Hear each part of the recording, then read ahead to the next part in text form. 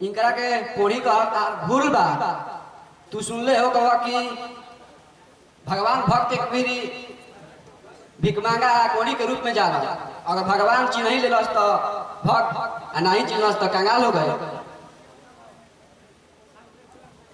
जब तू एकरा के भगवान समझते बारू तो ले जा अपना घरे। हम एकरा के बाकी ना छुओ।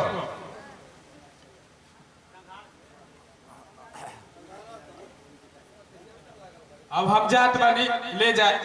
बहुत मौका आएगी।